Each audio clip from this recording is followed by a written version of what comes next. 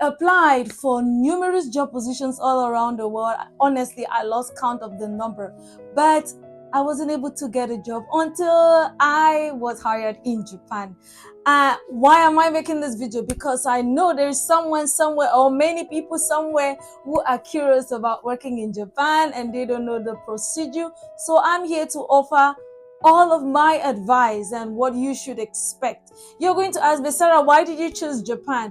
One major reason is because Japan is becoming extremely internationalized. What do I mean? Japan is one of the most famous global countries. We cannot even doubt that. But lately, they have been extremely open to so many countries. I mean, countries like Cameroon. But maybe in another video, I'll explain how particularly me as a Cameroonian got the job in the few seconds anyways. All right, but before we go further, I'll need to specify some items, so watch for this. I'll tell you how I found my job, the requirements that I had to submit the documents, how the application process was, how long did it take me, and of course at the end I'll give you my final suggestion on whether you should consider this journey or not. Okay, let's start with the very first one, how I found the job. I have been searching the internet. I work online all the time. I mean, when I was in Cameroon. So I just checked on every job app that I was able to search. And then I stumbled on a very reputable job website called GaijinPot. Gaijin is the Japanese word. Now I found out because I'm in Japan. It's for foreigners. So it's a big, large website. Why did I say big and large? And they share lots of job opportunities all around Japan. So I stumbled on that website and of course a lot of other websites. I created a profile. They have a lot of conditions and requirements that you need to fill up. So I created a profile, and with the profile you just need to make cover letters for each of the specific jobs. So that's exactly what I did sitting in my bedroom in Cameroon, and that's how I submitted as many applications as I do not remember because there were a lot. And then I got a call.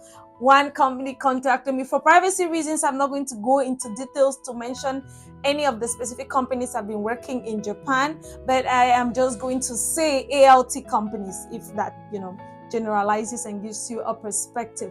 So what is an ALT? An ALT is an assistant language teacher, English assistant language teacher. So you assist Japanese teachers to teach English. All right, then you're going to ask, what are the requirements? Now for the requirements, I would say it will be a bit different for every country.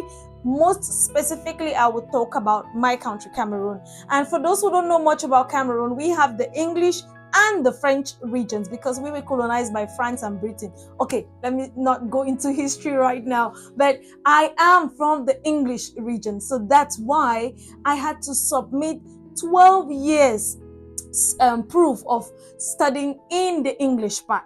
What do I mean? I needed to show all of my elementary, primary, junior high school, as you call it in Japan, we call it secondary school, and high school certificates.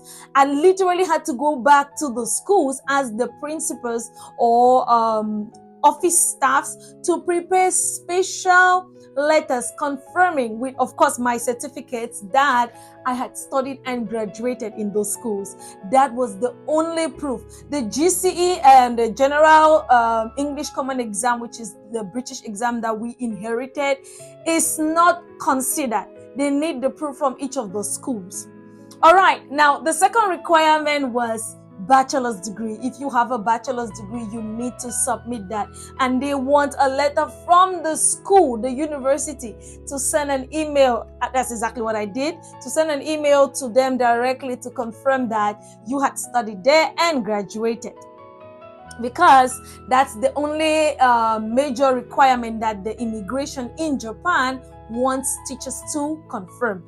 I did a master's, but honestly, they didn't even consider my 3 master's degrees. They considered my bachelor degree only. So if you studied and you have a bachelor's degree, you qualify.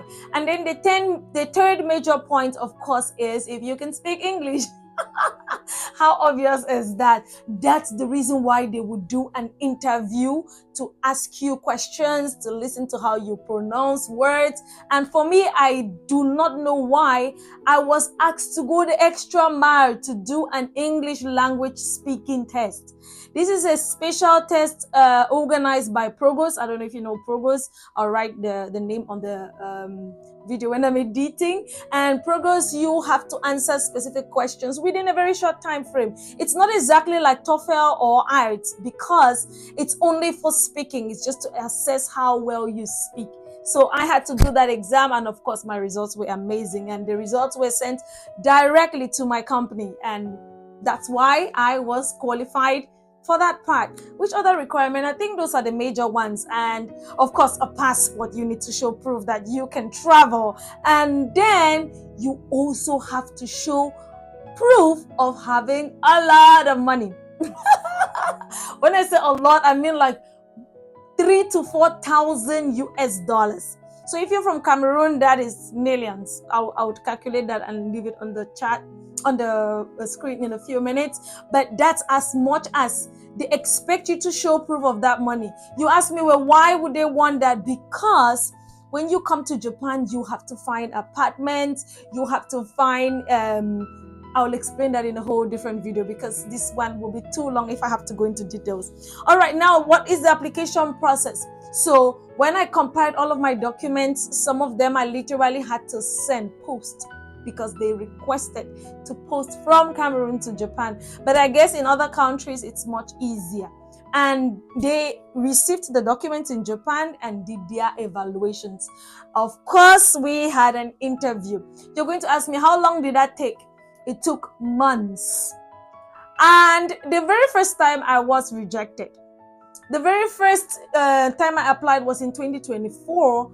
It was, I think, October, November. I forgot the exact month. I got the interview and submitted all the documents. I was evaluated and they assured me that, and it was November, I'm sorry. They assured me that they were going to submit my documents to the Japanese immigration. And then I will be called up to go get my visa at the embassy in Yaoundé, in Japan embassy in Yaoundé.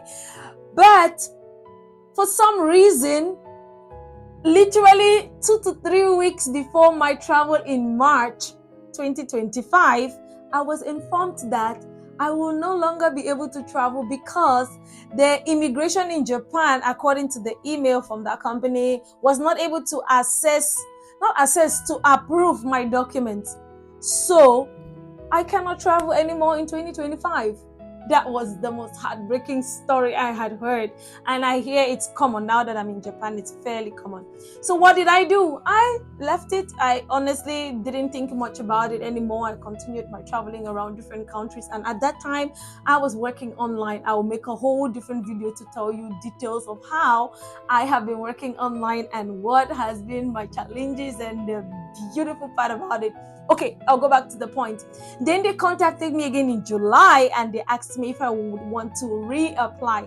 And of course, I reapplied, showed them the money. But this time around, I didn't have to send new application documents. I just needed to fill the application form and change the date, and that was it.